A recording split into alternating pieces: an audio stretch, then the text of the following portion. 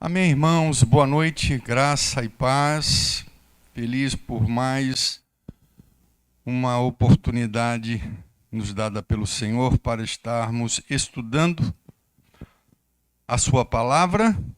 Estamos agora estudando a carta do apóstolo Paulo, endereçada à igreja de Colossos. Estamos iniciando esse estudo, acho que essa é a quarta semana, se não estou enganado. Então, quero convidar os irmãos a estar abrindo a palavra do Senhor no primeiro capítulo dessa epístola, carta aos Colossenses, capítulo 1, versículo 1,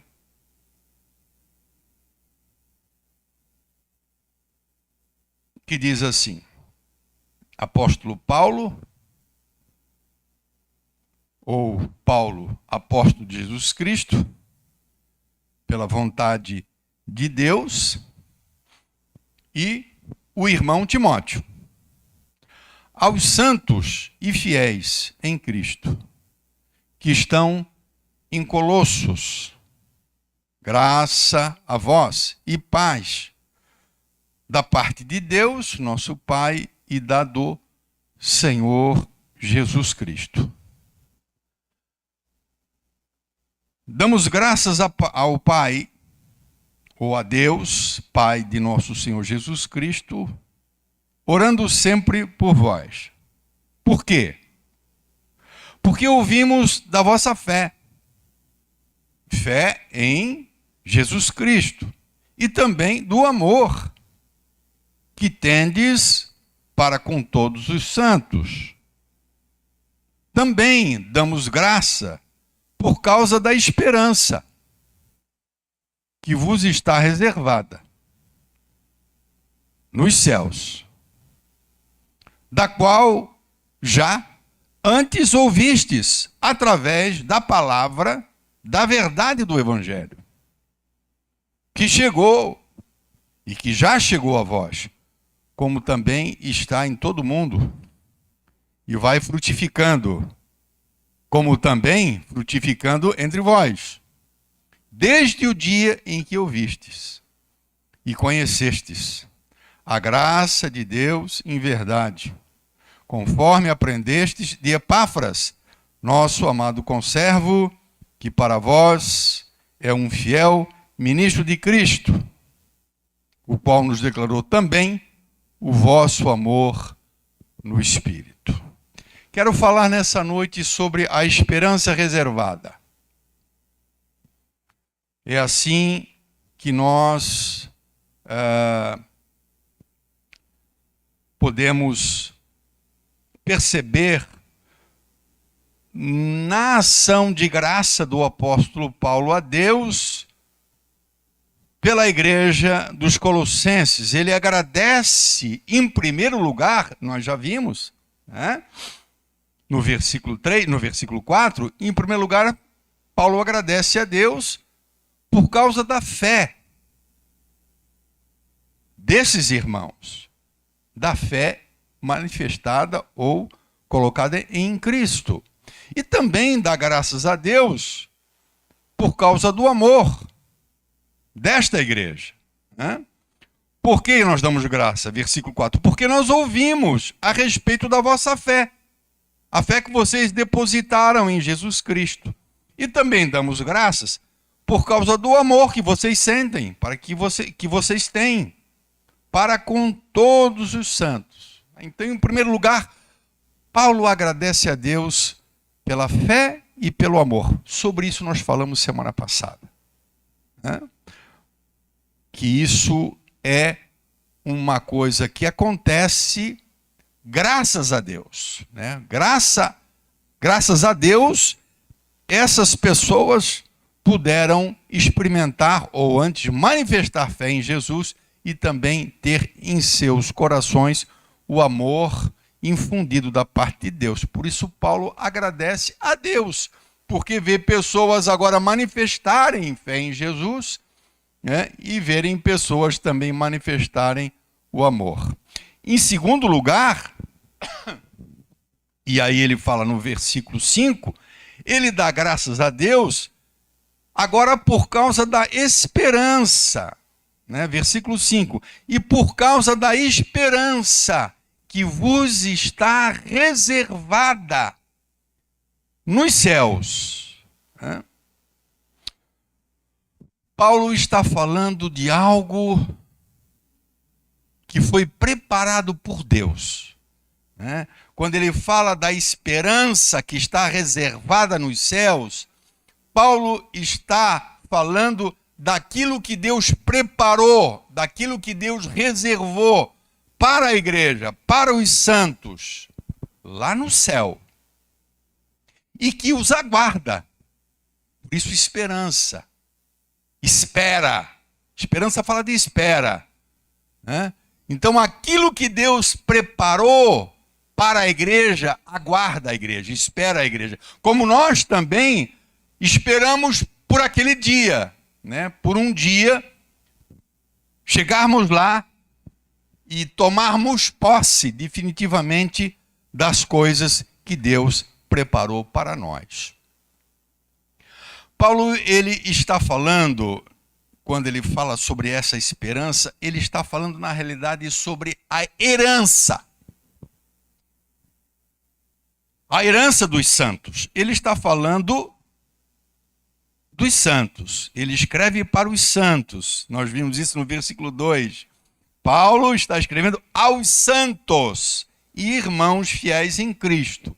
E nós falamos sobre essa palavrinha, né? Os santos, os que são separados. E nós vimos que Deus separa pessoas segundo a sua soberana vontade, para que essas pessoas, em primeiro lugar, manifestem fé em Cristo e arrependimento das suas más obras.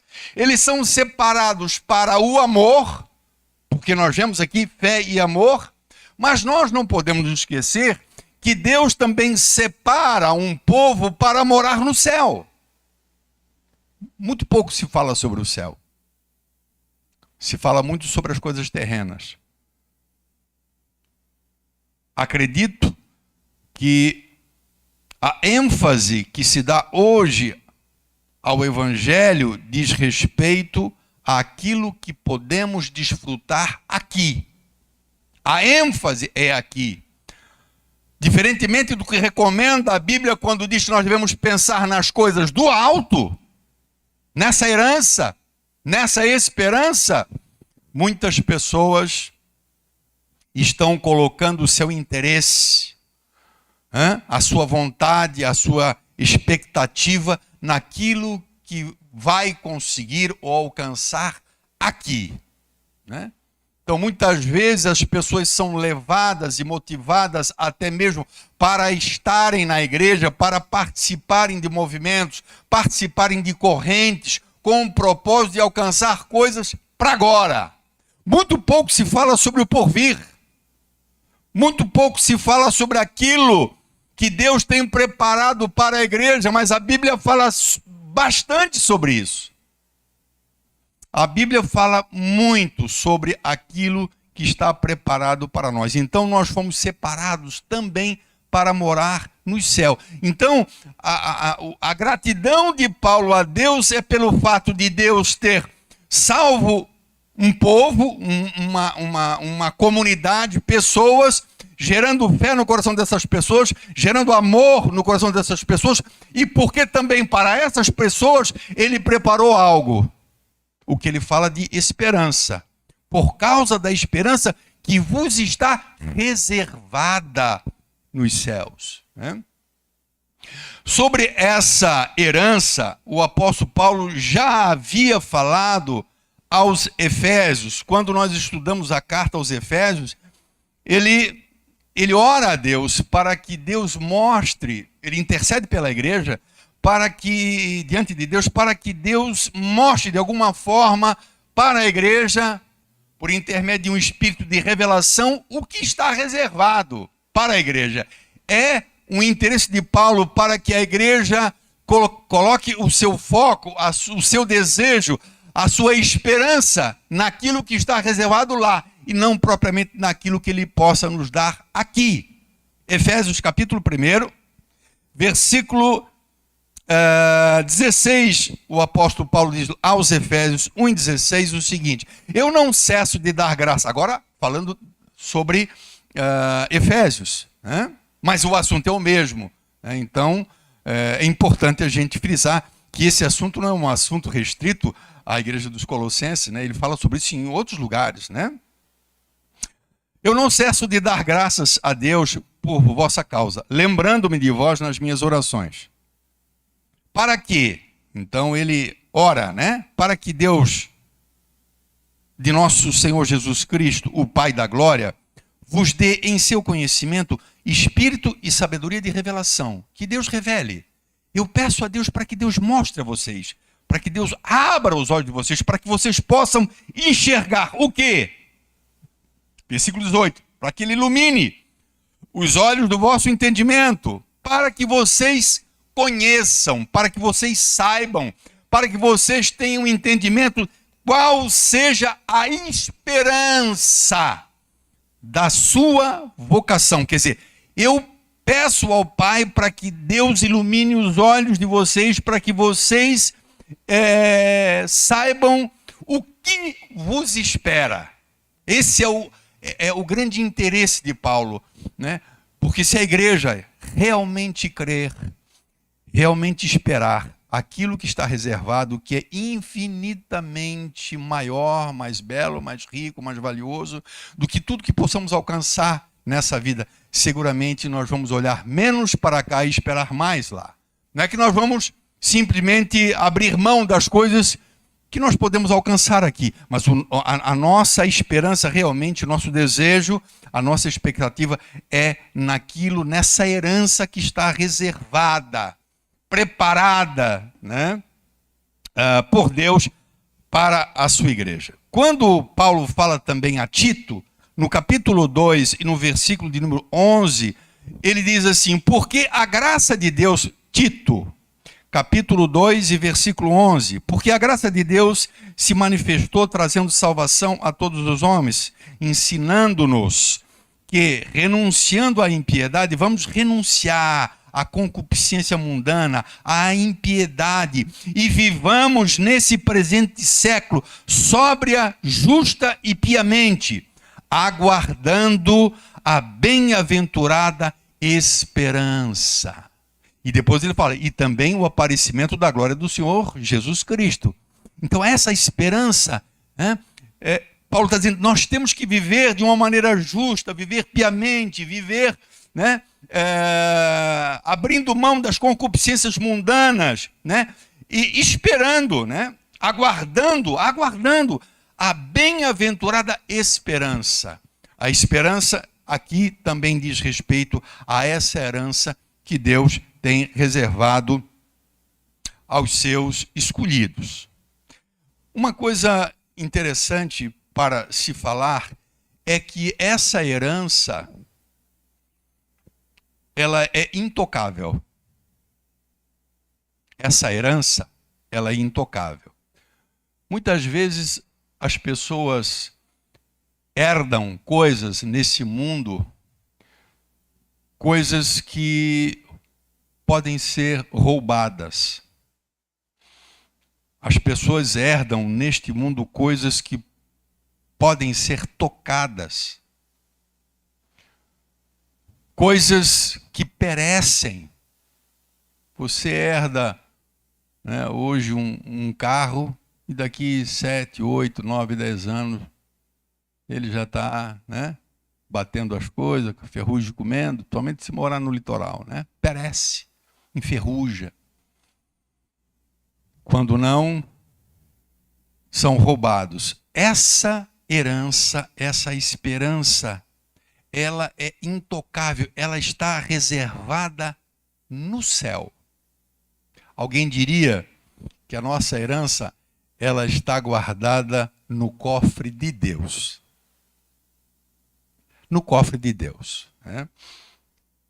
Por causa da esperança que vos está reservada no céu. Está guardada, está preparada por Deus, né? Então, isso diz respeito a esse aspecto dessa herança ser intocada, nós não precisamos ficar preocupados, né?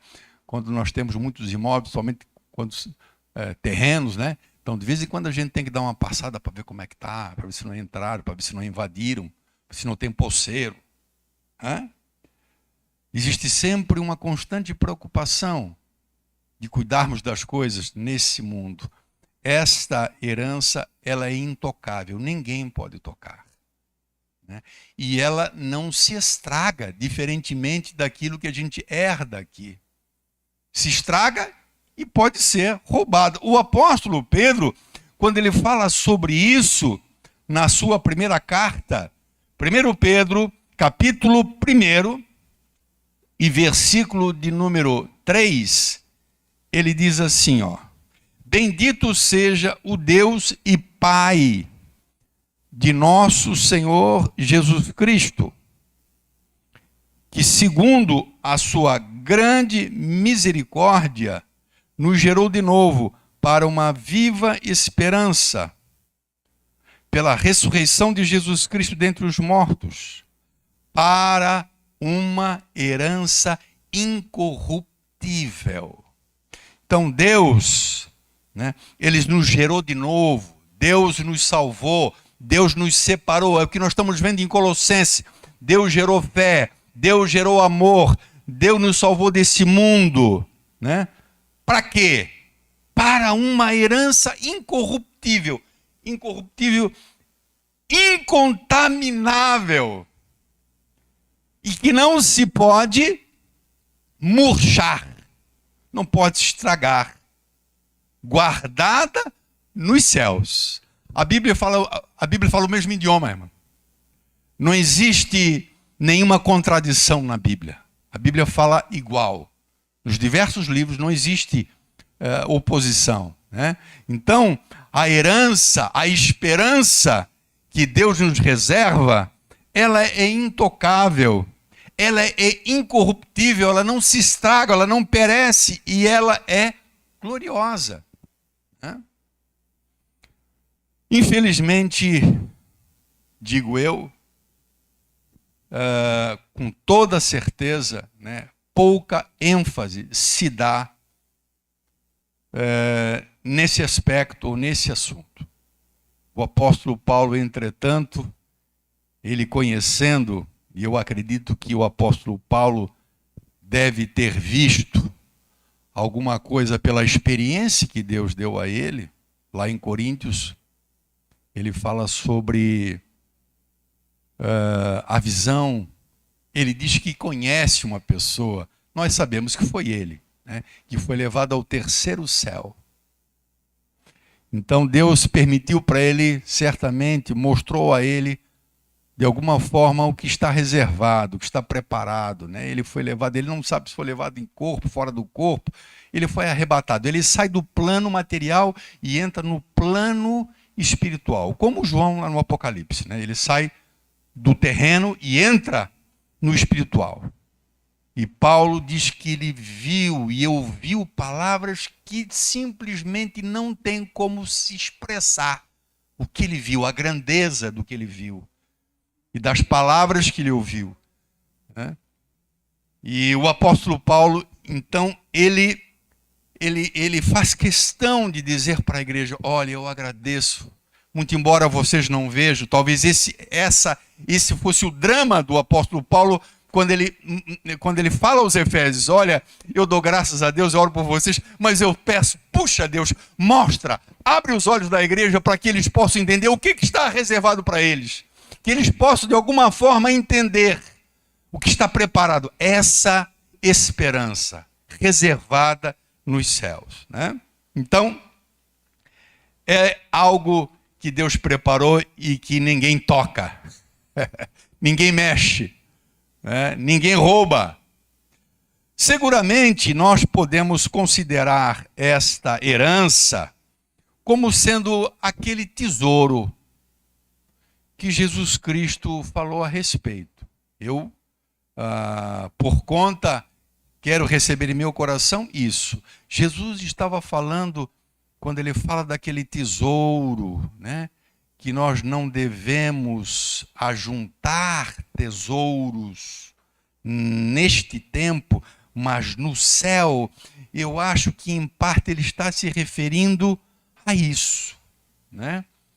Quanto mais investimos na vida espiritual, mais seguro estamos desse tesouro que está reservado a nós. Ele fala lá em Mateus capítulo 6, e versículo de número 19. Mateus 6. Mateus capítulo 6 e versículo de número 19. Não ajuntem tesouro na terra, onde, olha só, nós dissemos há pouco que essa herança ela é incorruptível, é intocável, não pode ser roubada, não se estraga, não enferruja. Não ajuntem tesouro na terra, onde a traça e a ferrugem tudo consomem, onde os ladrões minam. As coisas que nós compramos, adquirimos ou herdamos, que nós estamos falando em herança, aqui pode ser arrombado, pode ser queimado, pode ser destruído, o Estado pode tomar, né? Como foi no primeiro século, a igreja era espoliada, ela perdia os seus bens, né? E em muitos lugares, inclusive, dependendo do regime de governo, né, as propriedades são tomadas na mão grande por parte do Estado, né? Então, Jesus está dizendo, não ajuntem tesouros aqui, onde a traça, a ferrugem, tudo consome, e onde os ladrões minam e roubam. Mas ajuntem tesouros no céu.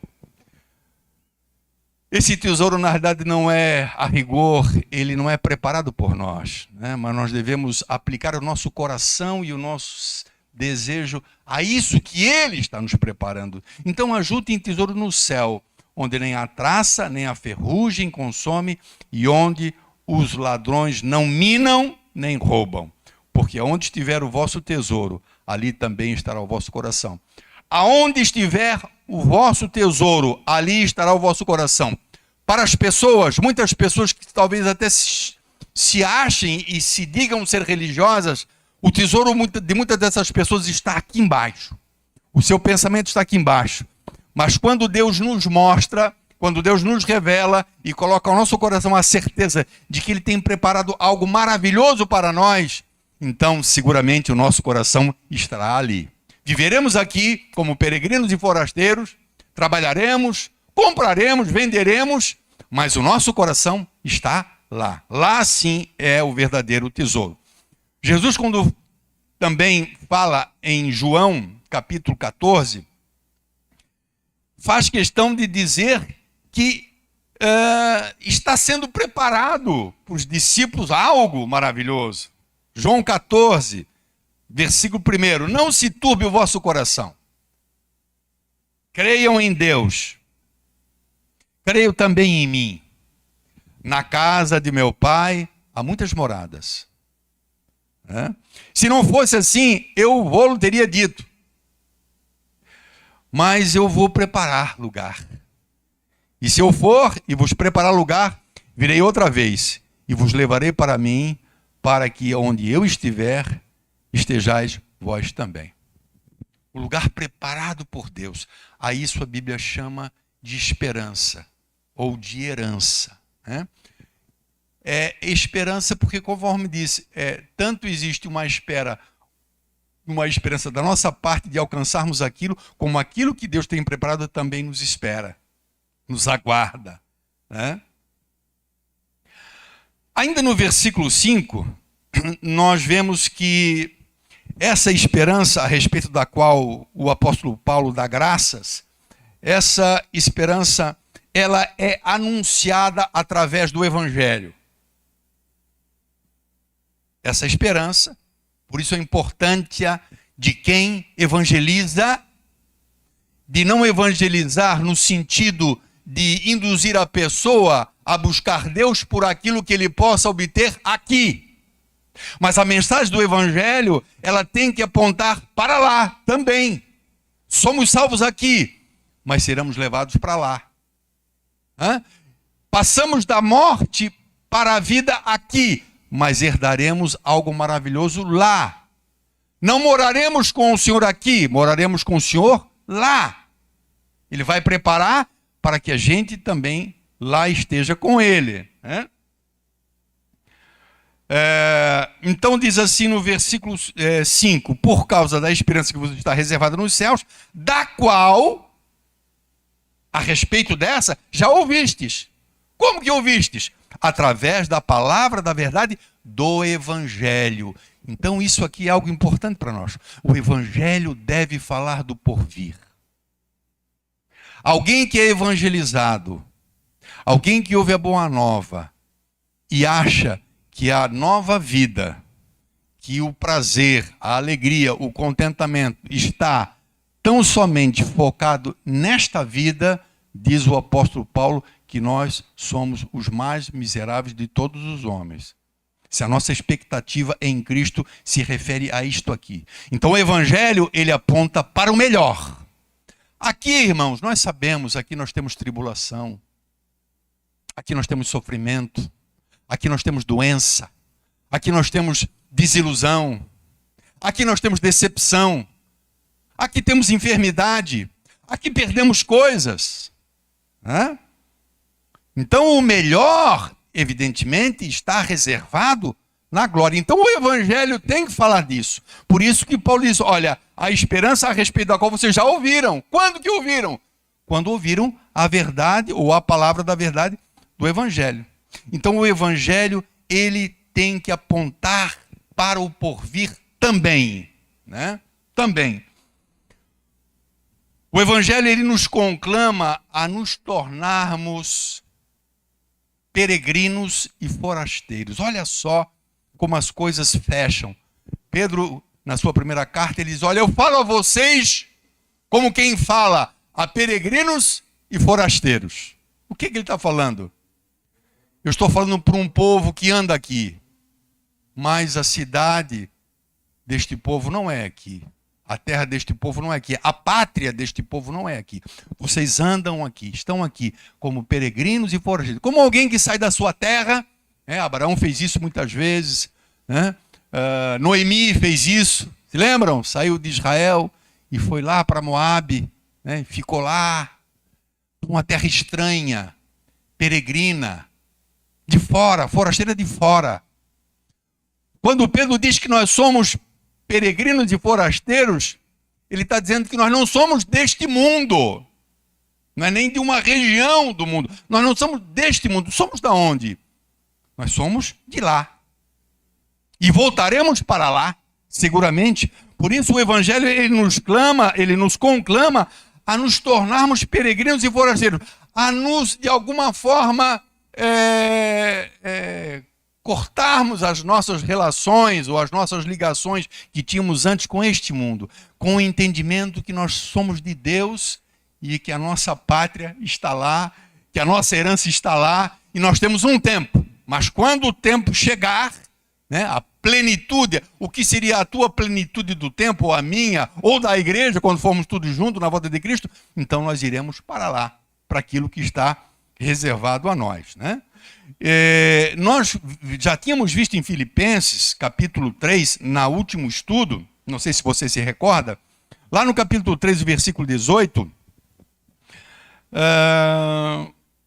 diz assim, ó, porque existem muitos homens, né? Filipenses 3,18. Existem muitos homens, dos quais muitas vezes eu já vos disse, e agora também digo chorando, que eles são inimigos da cruz de Cristo. O fim deles é a perdição.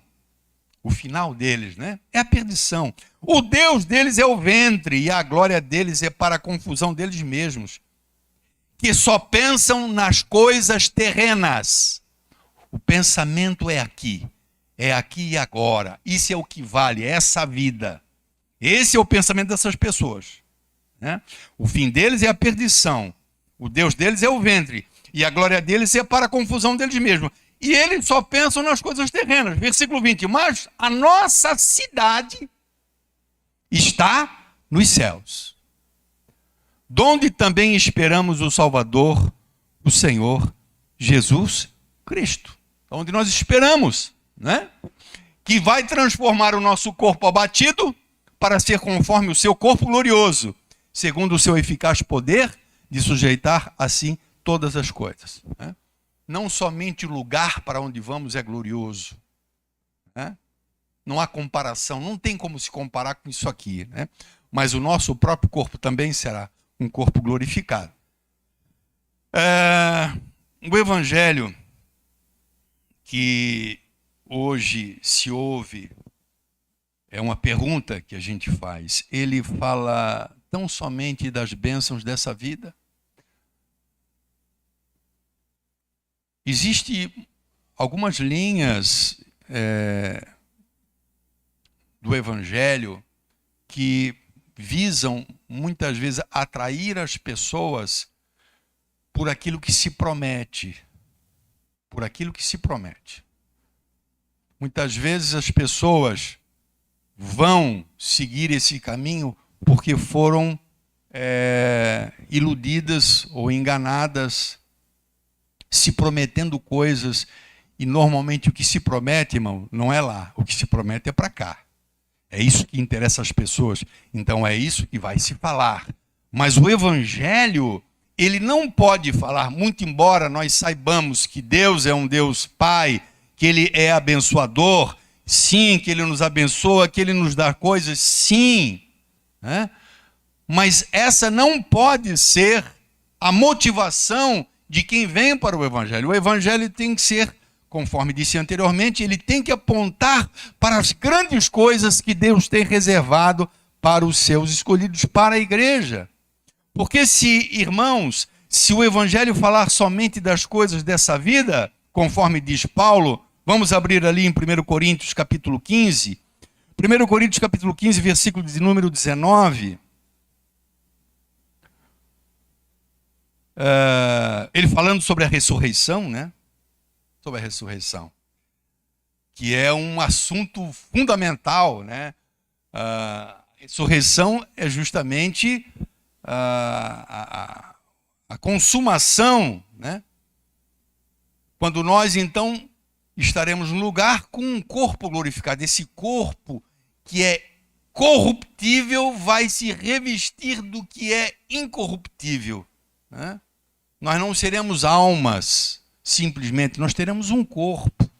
E nós vamos estar nesse lugar, habitando com o Senhor, né? Habitando com o Senhor. Então o apóstolo Paulo diz assim, que se aquilo que nos está reservado é só para este tempo, então, puxa vida, ó, versículo de número 19. Se esperarmos em Cristo, se a nossa esperança, nós estamos falando de esperança, não é isso? A esperança que está reservada. Se nós esperarmos em Cristo só nesta vida, somos os mais miseráveis de todos os homens. Mesmo que você espere ser uma pessoa rica, mesmo que você alcance a riqueza deste mundo, se você acha que em Cristo a esperança é essa, nós somos os mais miseráveis de todos os homens. Porque, na verdade, irmãos, o que nos espera, o que nos está reservado, o que está preparado é infinitamente maior, mais valioso, mais belo do que aquilo que a gente possa ter nesse mundo. Não que venhamos a desprezar, né? O abrir mão, não. Se Deus nos dá, se temos a oportunidade, vamos fazer. Mas se não podemos nos contentar tão somente com isso, né? Para não fazer como aquele homem, né? Aquela parábola de Jesus Cristo que diz assim, né? Que o homem, ele teve uma grande colheita, os silos dele lá, o celeiro dele não tinha mais condição de guardar tudo. Ele diz assim, eu já sei o que eu vou fazer. Jesus contando essa história. Vou destruir, né, os que eu tenho, vou fazer silos maiores, celeiros maiores. Então aí, alma, agora descansa, né? Regala-te, aproveita, porque agora sim, agora eu tenho tudo. E aí, ouve-se uma voz miserável, né? Alguma coisa assim, né? Louco, louco. E o que você tem preparado, para quem será? Né? Pedirão a tua alma. Imagine, irmãos, né? Então, a esperança de alguém que se atenha a essas coisas aqui. E o Evangelho não pode estimular as pessoas a buscarem Deus simplesmente por aquilo que Deus possa nos dar aqui nessa vida. Por isso, Paulo agradece por aquilo que Deus reservou nos céus para a igreja. O verdadeiro Evangelho nos resgata desse mundo que se perde, irmãos. Isso é uma realidade, né? Ele nos resgata desse mundo que está se perdendo, né? E nos leva para um lugar maravilhoso, aonde não haverá aquilo que aqui existe e que inevitavelmente a gente experimenta. Sabe o que não haverá lá?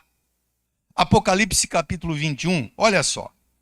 Apocalipse 21, versículo de número 4, diz que lá, né, quando nós estivermos na glória, quando chegar o tempo de nós nos encontrarmos com o Senhor, de tomarmos posse da nossa herança, Deus limpará dos nossos olhos toda lágrima. E lá não haverá mais morte. Aqui há morte. Nem pranto. Lá. Pranto é dor, né? Aquele choro de dor. Não haverá. Nem clamor. Não haverá dor. Porque já as primeiras coisas, este mundo, terão passado. Né? Então, o povo de Deus, ele é resgatado de um mundo que se perde, aonde se sofre, aonde se chora, aonde se machuca, aonde se sofre muito, e nós seremos levados para um lugar. Né? Essa é a esperança da igreja, e esta é a herança que Deus tem reservado, um lugar onde não haverá pecado, especialmente pecado, irmão. Eu fico pensando, né? Às vezes, quando a gente olha assim, tanta iniquidade, a gente anja, tanto egoísmo, tanta falsidade, tantas coisas que acontecem que tornam o mundo mal, né? E um lugar ruim de se viver. Você imagine se o mundo fosse repleto de pessoas, só pessoas convertidas, realmente convertidas. O que seria o mundo, irmão? Você já pensou? Como seria o mundo? Mas no céu será assim. Lá no céu será melhor ainda do que seria que se todo mundo fosse crente. Porque lá nós alcançaremos a perfeição plena. Nós seremos como Ele é. Então não será somente só uma questão do que vai estar em nossa volta, o que nós vamos ver, o que nós vamos tomar posse, mas como nós seremos, tudo será maravilhoso. E a herança envolve também a nossa própria transformação. Porque nós seremos transformados quando formos levados para lá. Aqui ainda pecamos, ainda falhamos, né? Estamos sendo lapidados, estamos sendo transformados, mas o estado de glorificação só lá na glória, onde nós haveremos também de tomar posse de todas essas coisas que o Senhor nos preparou. Segundo Pedro, segunda carta do apóstolo Pedro, versículo de número 3, segundo Pedro, versículo 10, mas o dia do Senhor virá como um ladrão de noite, quando então os céus passarão com grande estrondo, e os elementos, o que formam tudo isso que a gente vê, tudo que a gente observa, o mundo, eles passarão ardendo com um grande estrondo, e os elementos ardendo se desfarão, e a terra e as obras que nela há se queimarão. Deus vai destruir tudo isso. Havendo, pois, de perecer todas essas coisas, que pessoas vos convém ser em santo trato e piedade. 12. Aguardando e apressando-vos para a vinda do dia de Deus, em que os céus, novamente ele fala, em que os céus em fogo se disparão e os elementos ardendo se fundirão. Mas nós, segundo a sua promessa, aguardamos novos céus e nova terra em que habita justiça. Isso aqui não vai sobrar nada. Por isso nós não temos que estar com o nosso coração aqui. Nós temos que estar pensando nas coisas do alto.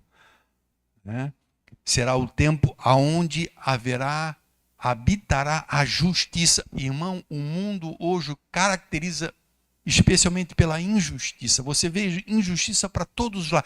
Todos os dias, quando você liga a televisão, você vê injustiça. Você vê mentira. Você vê falsidade. Você vê os grandes crescendo e você vê os pequenos sofrendo cada vez mais por causa da ganância. Mas tudo isso passará. Mas aos santos, à igreja, está reservada uma herança intocável, que não pode ser roubada, não se estraga. Não há necessidade de nós pensarmos quando a gente pensa quando vai fazer uma viagem. Vera? A gente deixou a casa, mas quem tem casa ainda, né? Apartamento é mais fácil, porque principalmente quem tem casa. Aí está lá fora, viajando, e fica, ai meu Deus, como é que está a minha casa? Será que alguém entrou? Será que o vizinho está olhando para mim e tal? Pede para o vizinho olhar. Essa preocupação a gente não tem.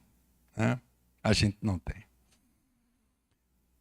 Na verdade, a grande esperança, ela é maior do que a gente possa supor, porque a gente pensa num lugar maravilhoso. Quando você começa a ver a descrição do Apocalipse, do que será aquilo que nos espera, meu Senhor, isso aqui é lixo.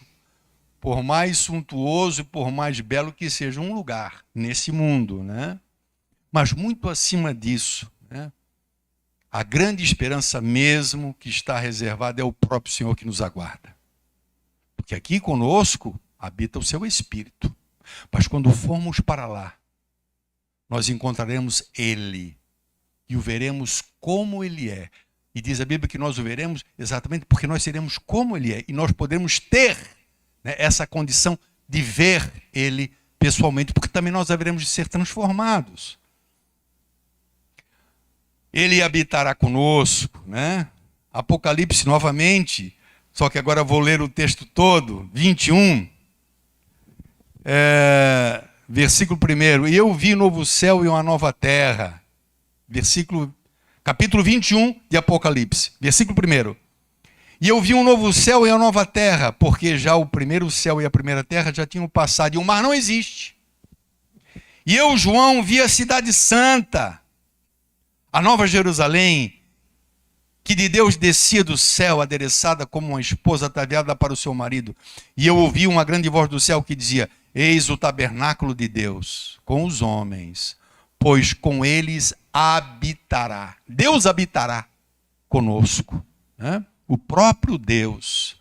E eles serão o seu povo. E o mesmo Deus estará com eles e será o seu Deus. Depois vem aquela parte que nós já lemos, de como será bom lá. Mas Apocalipse 21 está falando do melhor da herança, que é morar com Deus. Ele habitará conosco e nós com eles. Mais um texto ainda, 1 Tessalonicenses, e a gente encerra. 1 Tessalonicenses capítulo 4, versículo 15...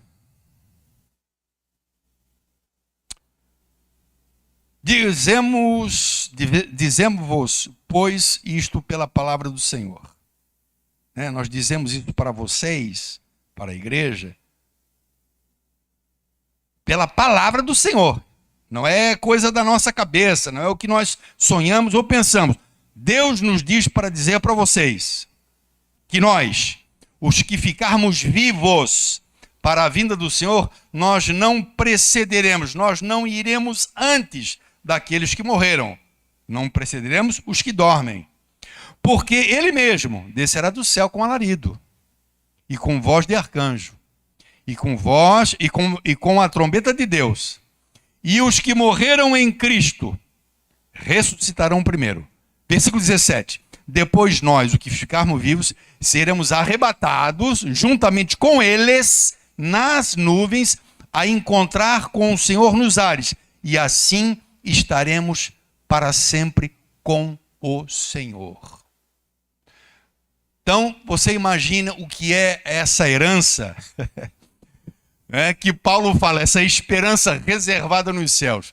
Envolve a nossa transformação, porque nós chegarmos lá, nós teremos um corpo glorificado. Envolve aquilo que será o habitat, o novo habitat nosso, quer dizer, que dimensão a gente não consegue nem expressar, nem imaginar. Paulo ficou boquiaberto com o que ele viu quando foi levado, E acima de tudo, a própria presença do Senhor. Isso é o que está reservado. É essa esperança a respeito da qual o apóstolo Paulo fala. Ele dá graças a Deus, porque a grande bênção não está tão somente a este mundo. Aqui nós já somos abençoados, Aqui nós já sentimos a presença de Deus, aqui recebemos algumas coisas de Deus, Deus nos ajuda, a gente prospera, a gente vai e tal, mas não pode ser comparado, evidentemente, com aquilo que está reservado. Em Timóteo, o apóstolo Paulo fala lá no capítulo 1, versículo 1, que o próprio Senhor, Ele é a nossa esperança. Quando ele diz lá na carta do apóstolo Paulo a Timóteo, ele chega a dizer que o próprio Senhor Jesus Cristo é a nossa esperança, é o que a gente espera, é o melhor de tudo, é o próprio Senhor que vai morar conosco, e tudo aquilo que Ele preparou para nós. Nosso querido Deus e Pai, em nome de Jesus Cristo, Senhor, te louvamos pela Tua palavra, te louvamos, ó Deus, por aquilo que o Senhor nos mostra, que tem preparado para aqueles que te temem, que te amem, ou que te amam, e que entregaram, Senhor, suas vidas a Ti. Na verdade, não somos merecedores de absolutamente nada, porque se fomos separados foi por Tua vontade. Se manifestamos fé em Cristo foi por Teu querer. Se há amor em nosso coração, é porque através do Teu Espírito derramasse este amor em nós. Deus maravilhoso, obrigado, Senhor, porque também preparaste algo maravilhoso, tens preparado algo lindo que nos aguarda, que nos espera. Portanto, vale a pena vivermos neste mundo, muitas vezes debaixo de dor, de sofrimento, de luta. A nossa esperança, Deus, não está nesse mundo. Nós não somos cidadãos deste mundo, como Tu mesmo dizes, mas nós somos cidadãos dos céus. A nossa cidade está nos céus. Ansiamos, Senhor, que Teu Espírito gere em nosso coração, Deus, essa consciência, essa certeza daquilo que o Senhor tem preparado. Que o Senhor nos ajude para que o nosso pensamento esteja nas coisas do alto e não deste mundo. Que venhamos, ó Deus, a ansiar por isso, por aquele grande dia. É por isso, Senhor, que a Tua igreja espera, é por isso que a igreja aguarda. Leva-nos, ó Deus, na paz e na graça. Te peço em nome de Jesus Cristo que o Senhor nos abençoe. Abençoa, Pai, cada filho Teu, cada filha Tua, que estão aqui, Senhor, e também aqueles que estão nos lares, que não puderam estar por alguma razão, mas que estão ouvindo a Tua palavra. Abençoa-os, eu te peço, em nome de Jesus Cristo. Glórias a Deus. Amém. Graças a Deus. Amém. Deus abençoe.